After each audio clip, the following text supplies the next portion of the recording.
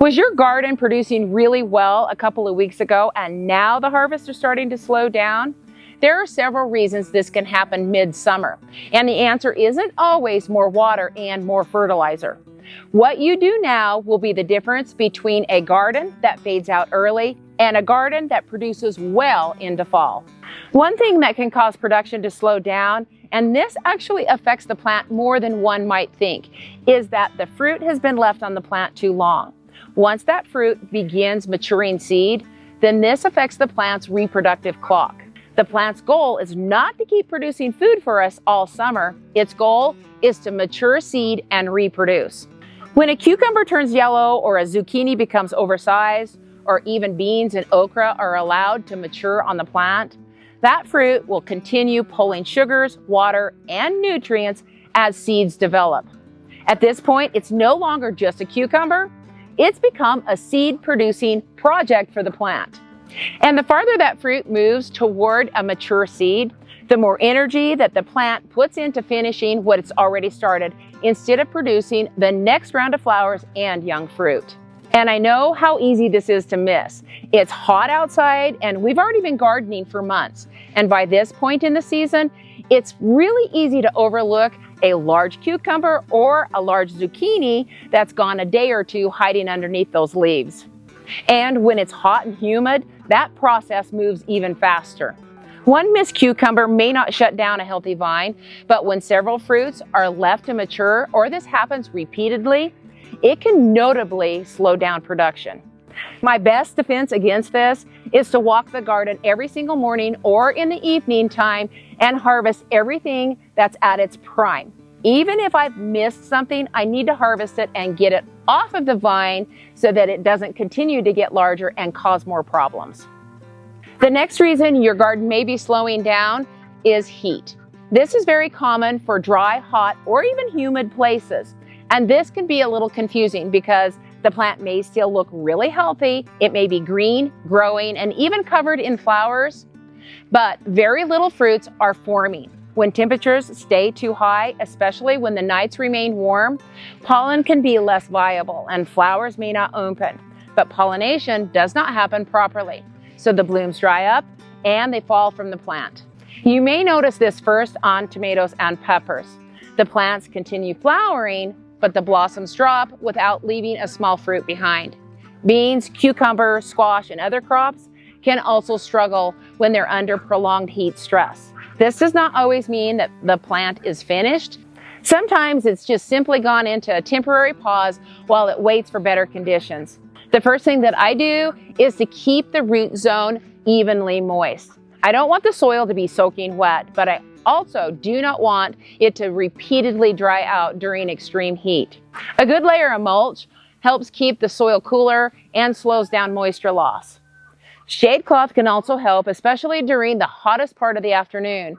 But I don't want to block all of the sunlight. The goal is to just reduce the intensity of the heat, not put the plants into a deep shade.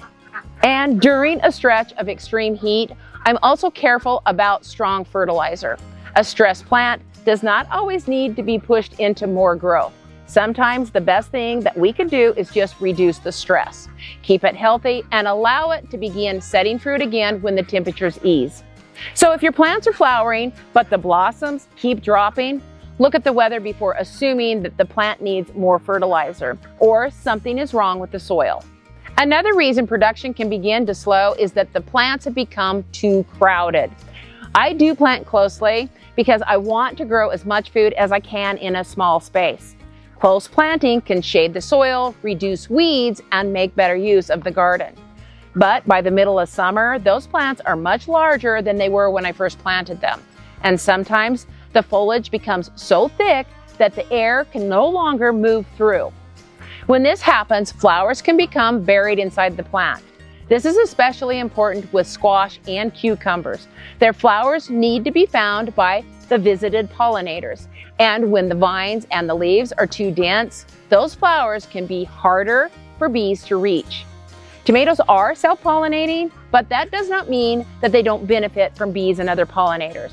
The pollen still has to be shaken loose inside that flower. So wind, movement, and buzz pollination from bees can all help with that.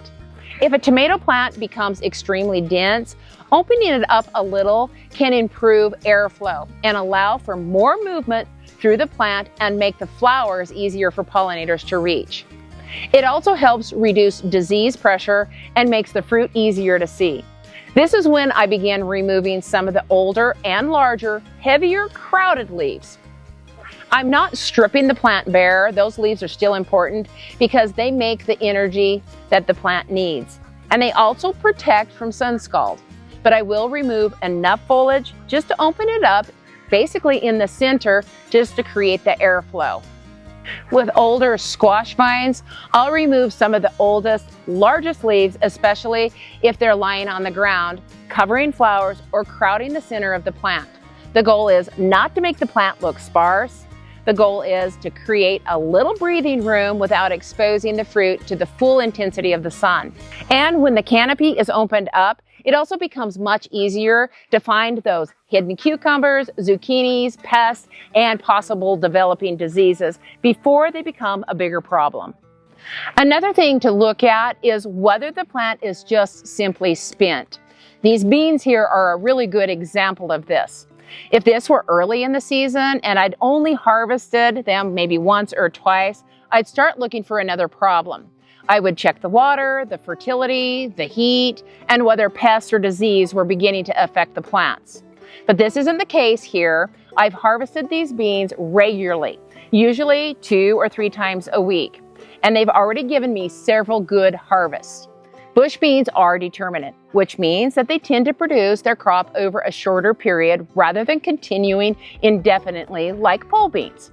Now the plants are starting to look a little tired here. The leaves are starting to age, the new growth is really slowed up, there's much fewer flowers, and beans aren't really forming at this point.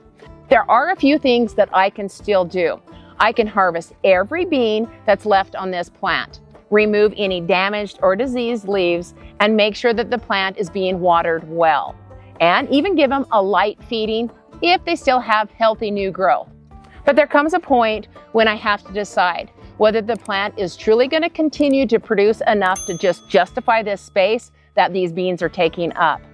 Once a plant has given several strong harvests and is no longer producing flowers or healthy growth, it may simply be finished. And when this happens, keeping it in the garden means it's still using water, nutrients, and valuable space that could be growing something else. That's when I either chop and drop the healthy plant material, or I pull the plant if there's a disease or a pest problem and just replace it with another crop.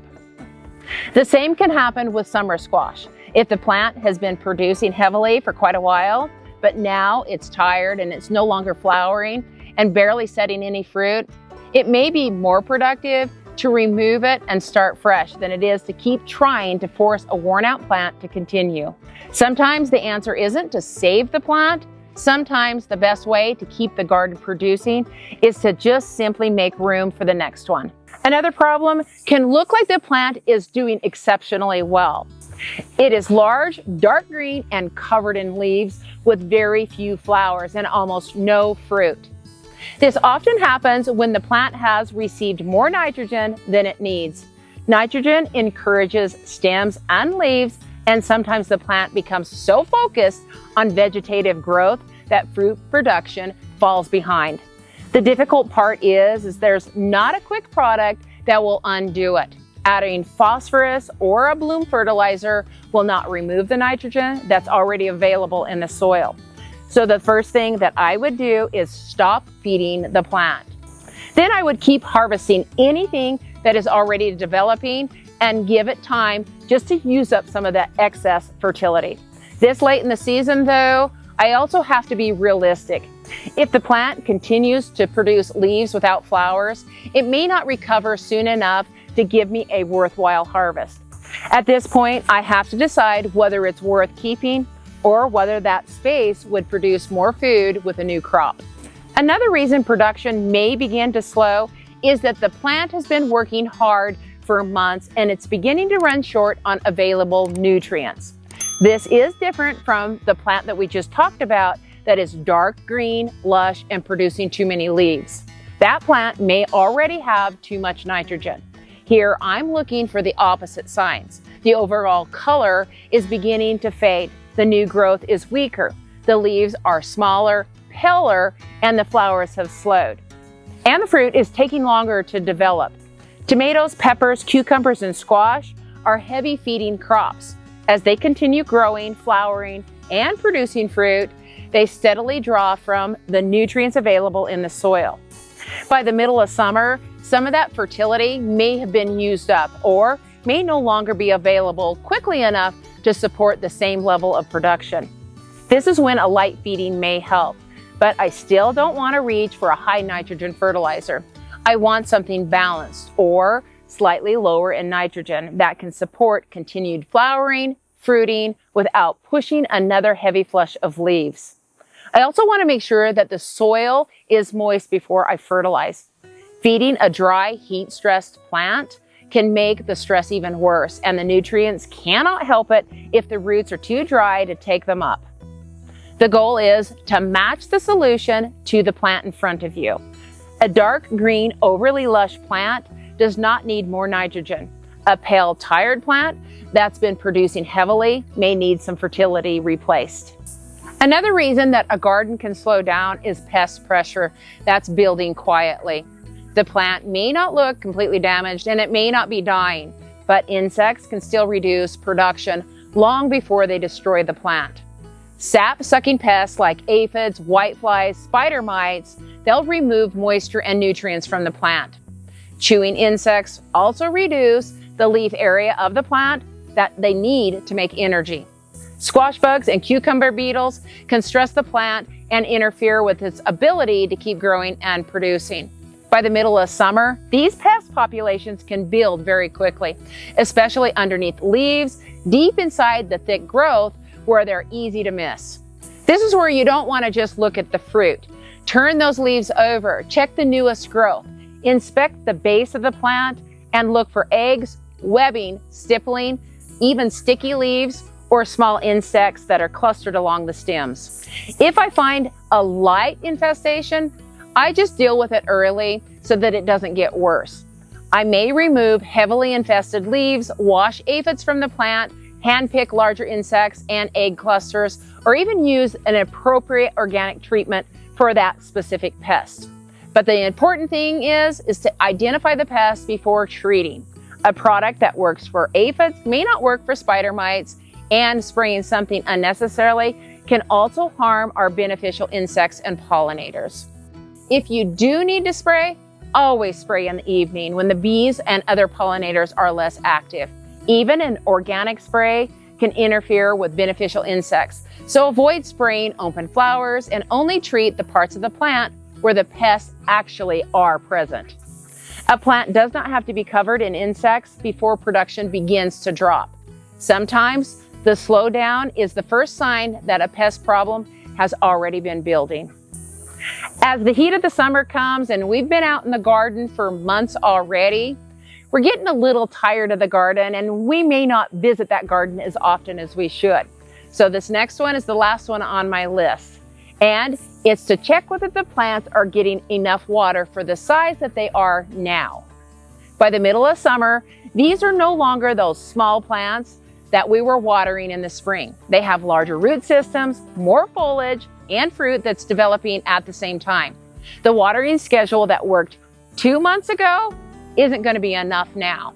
This doesn't always mean that the garden has to look severely wilted. A plant can receive enough water to stay alive and still not receive enough to support that heavy flowering and fruit production. When the soil repeatedly dries out and it receives a large amount of water, those moisture fluctuations can cause stress. The plants may drop blossoms, stop setting new fruit, slow the development of the fruit that's already on the plant, or it can develop problems such as cracking and blossom end rot. The surface of the soil can also be misleading. It may look damp while the soil several inches down is dry. This is especially easy to miss with a drip irrigation, where a clogged emitter or a kinked line, even low pressure, or watering time that is too short that can leave part of that root zone dry. So don't just look at the surface. After watering, you can stick your finger down several inches near the plant to make sure that the moisture has moved deeply enough into that root zone. I'm not trying to keep that soil constantly wet. Roots need oxygen, and overwatering creates its own problems. What I want is deep, consistent moisture without allowing the soil to be repeatedly drying out and then flooding it. This is where mulch can become especially important. A good layer of mulch will shade the soil and keep that root zone cooler. It will slow that evaporation and helps the soil hold moisture longer between those waterings. That means that the plant will experience less fluctuations between dry and wet. By midsummer, mulch may have been broken down. It may have shifted or become thinner than it was earlier in the season. I check it and add more where the soil is becoming exposed. I keep the mulch slightly away from the base of the stem, but cover the surroundings of that root zone well. Mulch will not replace proper watering, but it helps the water that you've applied stay in the soil long enough so that the roots can actually use it. In hot weather, that can make a noticeable difference in how steady the plant continues flowering and producing. Sometimes the garden is not slowing down because there's something terribly wrong. The plants have simply grown, the weather has become hotter, and the watering routine or mulch protecting that moisture has not kept up with what they need now. Just a few adjustments at this point in the season: harvesting regularly, removing the plants that are finished, opening crowded growth, correcting fertility, controlling pests early, and keeping the root zone evenly moist. That all can help the garden continue producing much longer than it would otherwise. So if you're trying to figure out why your garden has been slowing down, I've created a free mid-season garden rescue checklist that you can take right outside with you. It walks you through all the things that we've covered today so that you can look at each plant and decide whether it needs to be harvested, opened up, fed, watered, or treated for pests, or even replaced. You can get that free checklist through the link below. This is where being observant in the garden really matters. A quick walk through the garden every day can help you notice the little things before they actually become bigger problems. A patch of bare soil where mulch has been thinned, a plant beginning to droop because it's thirsty, fruit that's grown past its ideal harvest stage, leaves that are becoming too crowded, or the first sign of pest pressure. When you catch these changes early, the fix is usually simple. Add more mulch, adjust the water, harvest the fruit, open up the plant, or deal with the few insects that might be there before the problem spreads. But when those small things are missed for too long, they can begin affecting the entire plant and take far more time to correct than a garden should require. You don't have to spend hours out there every day. Just a few observant minutes can often tell you what the garden needs and help keep it producing instead of waiting until something has already gone wrong. Have a great day, a better tomorrow, and may God bless you.